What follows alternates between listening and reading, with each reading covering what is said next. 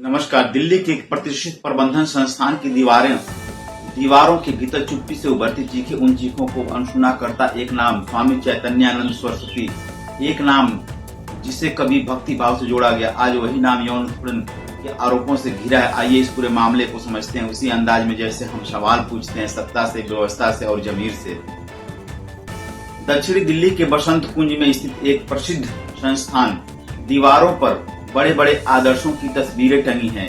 संस्कार, नेतृत्व, सेवा और नारी शक्ति जैसे शब्द हर कोने गूंज रहे हैं। लेकिन उन्हीं दीवारों के भीतर एक सन्नाटा था।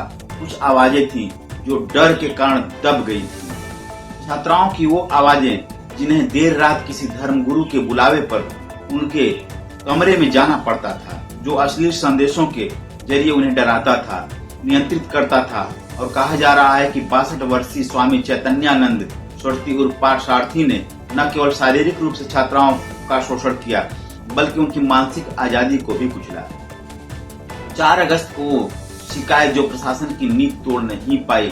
4 अगस्त को दर्ज हुई एफआईआर, जिसमें विस्तार से बताया गया कि कैसे छात्राओं को रात के समय बुलाया जाता था, उन्हें कैसे डराया जाता था और कैसे एक पूरी व्यवस्था जो उनके आसपास मौजूद थी चुप थी। यह सिर्फ यौन उत्पीड़न नहीं, यह उस पूरी व्यवस्था का उत्पीड़न था जो संस्थानों के भीतर छिपे सब शक्ति केंद्रों को भगवान बना देती है।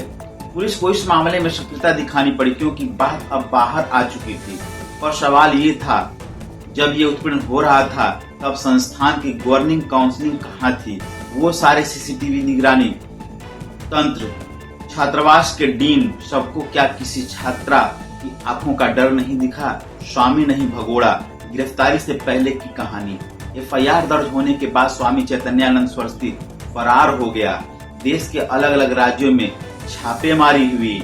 हरियाणा, उत्तर प्रदेश, राजस्थान, उत्तराखंड, बिहार। सवाल ये है कि अगर ये साधु था तो साधना में रहता, भाग क्यों रहा था? पुलिस ने उसके खिलाफ लुक आउट नोटिस जारी किया। गिरफ्तारी से बचने के लिए छिपता रहा, लेकिन आखिरकार 28 सितंबर की सुबह आगरा से गिरफ्तार कर लिया गया। ये गिरफ्तारी जितनी देर से हुई उतने ही ज्यादा सवाल उठते रहे। क्या पुलिस को पहले से पता नहीं था कि वो किससे सामना कर रही है? क्या उसकी पहुंच इतनी दूर तक थी? वो संस्थान के भीतर अपराध करता रहा और कोई कुछ कह नहीं सका। धोखे का जाल, 8 करोड़ रुपए और राजनीतिक नंबर प्लेट। एक और चिंता चौंकाने वाली बात का खुलासा हुआ है। 8 करोड़ रुपए की संपत्ति जब्त की गई। अलग अलग बैंकों में एफडी, खातों में जमा पैसा और एक वोल्वो कार जिस पर जाली राजनयिक नंबर प्लेट लगी थी, 39UN1। सवाल ये है कि ये पैसा कहां से आया? एक स्वामी के पास करोड़ों की संपत्ति और एक फर्जी डिप्लोमेटिक गाड़ी।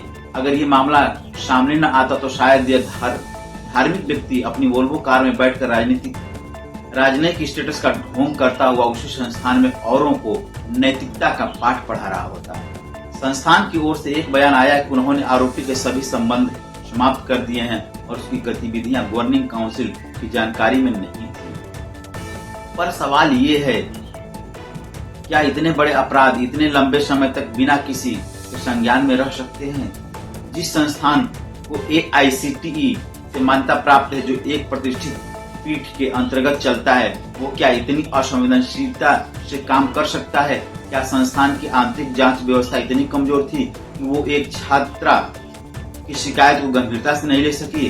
गवर्निंग काउंसिल के अध्यक्ष डॉक्टर कृष्ण वेंकटेश के आश्वासन पर क्या भरोसा करें? जब तक मामला मीडिया में नहीं आया तब तक छात्राओं की सुरक्षा की बात क्यों नहीं हुई? अब कौन देगा जवाब? ये मामला सिर्फ एक व्यक्ति का नहीं है, ये मामला सत्ता और चुप्पी के गठजोड़ का है।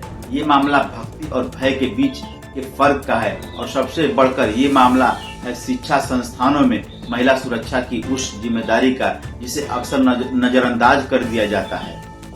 क्या हम अब भी आंखें मूंद कर किसी को भगवान बना देंगे? क्या हम अब भी उन संस्थानों को गुरुकुल कहेंगे जहां गुरु ही छात्रा का उत्पीड़न कर रहा हो? क्या हम अब भी धार्मिकता की आड़ में छिपे अपराधियों को नजरअंदाज करते रहेंगे? क्योंकि जब तक हम उन आवाजों को सुनना नहीं सीखेंगे जो दबा दी जाती है, तब तक हम किसी भी संस्थान, किसी भी धर्म, किसी भी राष्ट्र की नैतिकता पर गर्व नहीं कर सकते। ये खबर जितनी चौंकाने वाली है उतनी ही जरूरी भी है, क्योंकि यह हमें याद दिलाती है कि हर चेहरा जो भक्ति का मुखौटा पहना है जरूरी नहीं कि ईमानदार हो। स्वामी चैतन्यानंद सरस्वती को गिरना एक व्यक्ति का पतन नहीं, एक सामाजिक चेतना की हार है।